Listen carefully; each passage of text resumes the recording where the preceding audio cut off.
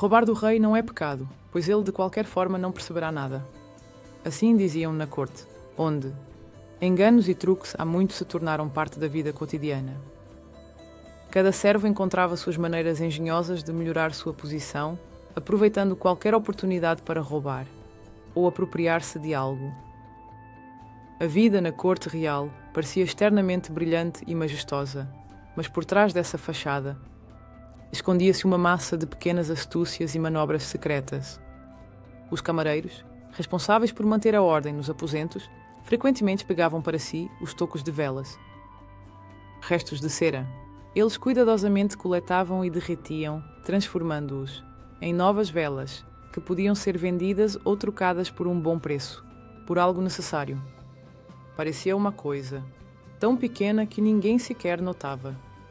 As lavadeiras que trabalhavam na limpeza das roupas reais também não perdiam a oportunidade de ganhar um pouco de dinheiro. Os restos de sabão, que sobravam após inúmeras lavagens, eles levavam discretamente para casa. Esses pequenos pedaços, aparentemente insignificantes para o tesouro real, eram um verdadeiro tesouro para os servos. Esse sabão era usado não apenas pelas próprias lavadeiras, mas também por suas famílias, o que permitia economizar nas compras de pequenos itens domésticos. Cada detalhe da vida cotidiana poderia se tornar uma fonte de renda, se abordado com criatividade. Mas talvez os atos mais ousados fossem realizados pelos pajens, esses jovens servos conhecidos por sua engenhosidade e energia incansável. Certa vez, eles conseguiram levar um armário inteiro dos aposentos reais. Não foi apenas uma esperteza, mas uma verdadeira aventura, exigindo astúcia e habilidade. Os pajens ensinaram um verdadeiro espetáculo, fazendo todos acreditarem que estavam movendo o móvel por ordem do rei. Com uma expressão séria, eles carregavam o armário de um cômodo para outro, confiantes de que ninguém faria perguntas desnecessárias. Ninguém suspeitou que aquele móvel nunca mais voltaria aos aposentos reais. A destreza deles e a inventividade deles não provocaram raiva, mas sim admiração entre os outros servos, que viram esse caso como um símbolo de sua própria luta, pela sobrevivência em um mundo onde a riqueza e o poder estavam concentrados nas mãos de poucos. O rei Henrique VIII era conhecido por sua notável generosidade, o que o destacava entre outros governantes da Europa daquela época. Sua atitude em relação aos servos era impressionante. Ele pagava a eles um salário que superava significativamente o que até mesmo os lordes mais ricos do reino podiam oferecer. Por exemplo, camareiros, cozinheiros e até mesmo os assistentes mais modestos na corte recebiam quantias que os camponeses e artesãos comuns não podiam nem sonhar. No entanto, esse salário generoso era apenas a ponta do iceberg.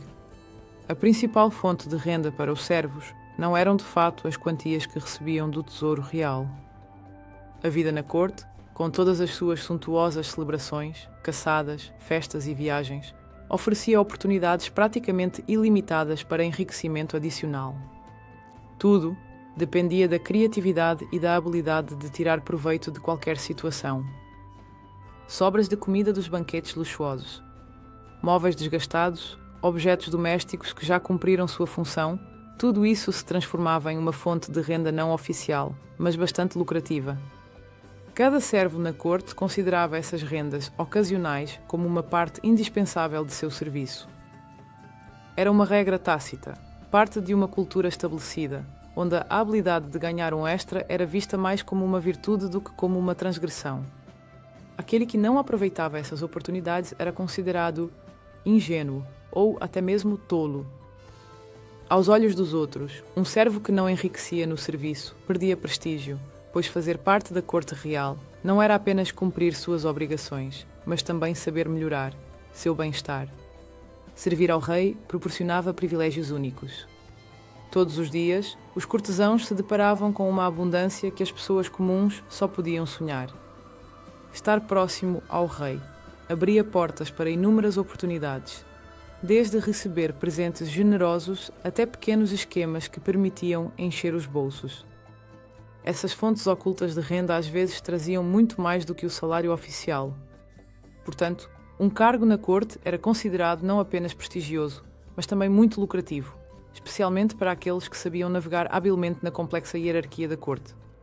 Nos dias de festas seculares e religiosas, a corte se enchia de uma atmosfera especial. As salas eram decoradas com flores, os tecidos brilhavam à luz de inúmeras velas e o som suave dos copos se misturava com a música. Nesses dias, os senhores eram especialmente benevolentes com seus servos. Distribuíam gorjetas generosas, por lealdade e diligência. Para muitos dos servos, esses bônus se tornavam uma verdadeira salvação, pois às vezes seu valor superava o salário mensal. A generosidade dos senhores não se explicava apenas pela festividade, mas também pelo desejo tácito de fortalecer sua reputação como patrões bons e justos. No entanto, não eram apenas os bônus oficiais que enriqueciam os servos. Muitos cortesãos, que buscavam um serviço impecável, davam recompensas adicionais aos servos. Podiam ser dinheiro, presentes ou pequenos favores em agradecimento por pratos especialmente bem servidos, mantos bem passados, ou encontros organizados com sucesso. Particularmente vantajosa era a posição dos servos pessoais que estavam mais próximos de seus senhores. Eles conheciam todas as nuances da vida na corte. Escutavam conversas e às vezes até recebiam instruções para vigiar aqueles que os patrões consideravam seus rivais. A vigilância e as denúncias traziam uma renda especial. Notícias sobre quem, para onde e com quem alguém estava indo podiam desempenhar um papel importante nas intrigas da corte. Pagavam generosamente por esse tipo de informação. Frequentemente, eram esses dados que ajudavam a evitar a desonra ou, ao contrário, a minar a reputação de um concorrente. Os servos pessoais tornavam-se uma espécie de agentes sombrios junto aos seus senhores, conquistando confiança, mas sem perder a chance de ganhar dinheiro. Os outros servos, que não tinham tal acesso às intrigas, encontravam seus próprios caminhos para enriquecer. Alguns faziam acordos com comerciantes para que, por uma taxa simbólica, levassem do palácio os excessos de comida ou objetos desnecessários. Outros manipulavam habilmente as despesas domésticas, registrando como necessidades reais, o que depois desaparecia em suas casas. Os cozinheiros da corte, por exemplo, conseguiam vender a carne ou doces que sobravam, para aqueles que não podiam se dar ao luxo de uma alimentação completa na corte.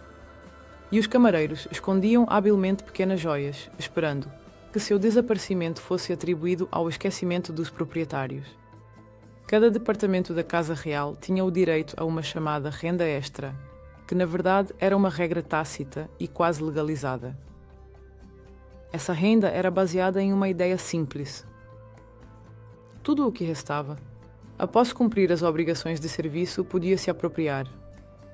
Isso não se aplicava apenas aos resíduos alimentares, mas também a muitos outros recursos que permaneciam em excesso ou eram considerados desnecessários. Após cada refeição real, sobrava uma variedade de pratos que eram considerados inadequados para serem servidos novamente, embora estivessem em excelente estado. Os servos dividiam entre si as sobras dos banquetes luxuosos, a carne, que não foi consumida, tortas com recheio mal tocado, pão que já não parecia fresco. Tudo isso era usado para consumo pessoal ou vendido a outros habitantes do palácio. Por exemplo, aprendizes pobres ou servos que não tinham sustento do rei compravam esses produtos de bom grado por um preço simbólico. Mas a inventividade dos servos não terminava aí. Todos que tinham acesso aos recursos do palácio tentavam tirar o máximo proveito deles.